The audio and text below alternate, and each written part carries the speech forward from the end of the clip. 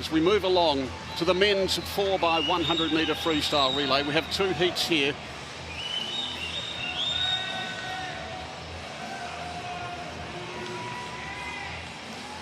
The United States in lane 4, Brazil in 5, flanked there by Australia and Spain. I mentioned the weather. It is ordinary.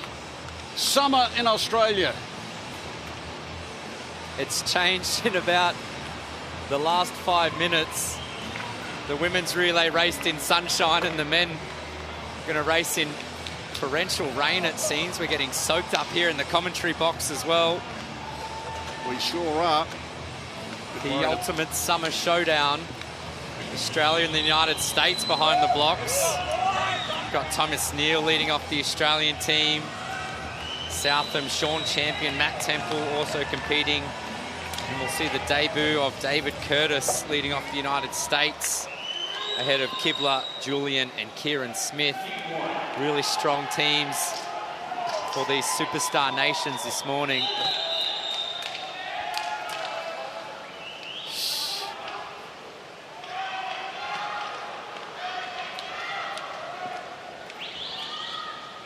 These swimmers will be getting wet very quickly. Those in the stands are already getting wet. That's what they say about Melbourne, 4 seasons in 1 day. Could almost write a song about it, I reckon.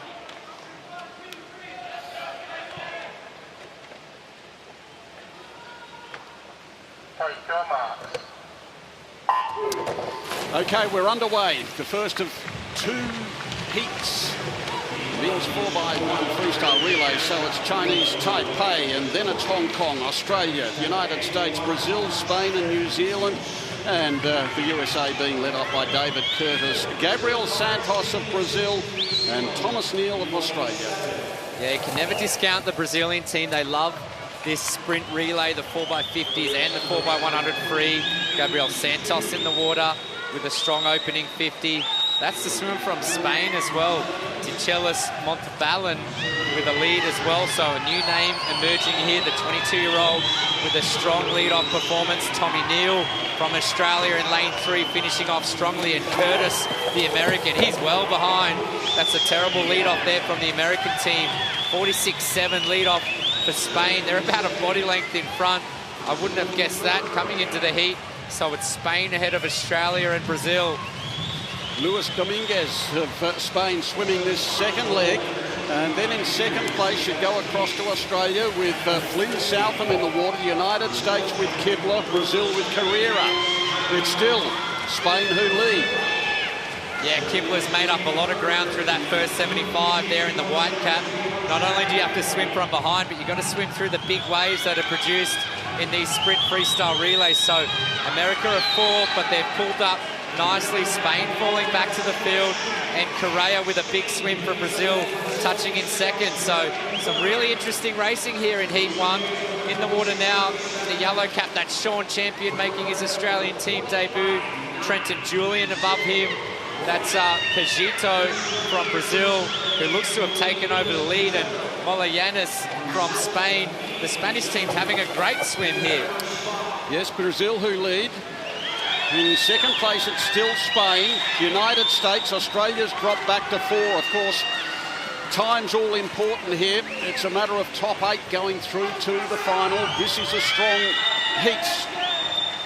And at the moment, it continues in lane number 6 to be Spain with Molayanis. He's got Cole Marti on the blocks. In he goes now. Spain leading Brazil. Yeah, good change over there from Cole Marti as well. The margin was only about 0.1, but he got off the blocks well. And Spajari in the water now for Brazil, who's pulled him in through that first 25 metres. A great long course freestyle is Pedro Spajari. He has anchored this team successfully in the past as well. And Kieran Smith from the United States just pulling up level as well. The big middle distance freestyler. Smith's going to challenge Spajari through this last 50, and Australia have moved up into 3rd with Matt Temple in the water. So they're about to bring it home now, and this is going to be a thrilling finish. In lane number 5, it's Brazil. Brazil, the United States challenging, Australia challenging as well. The Australians finishing hard, it's Brazil though. Brazil who take it out. United States second, Australia third, and Spain in fourth place in great racing in the first heat of the men's 4x1 freestyle relay. Exciting racing that was there. There's Sperry, 46.4 on that anchor. Big sprint from the United States, and they needed it from Kieran Smith to get them into a safe position after disappointing lead-off from Curtis there.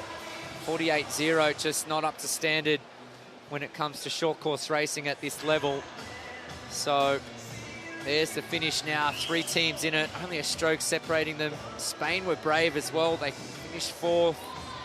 And again, with only 2 heats, we should, as a general rule, see the top 4 from Heat 1 and the top 4 from Heat 2 move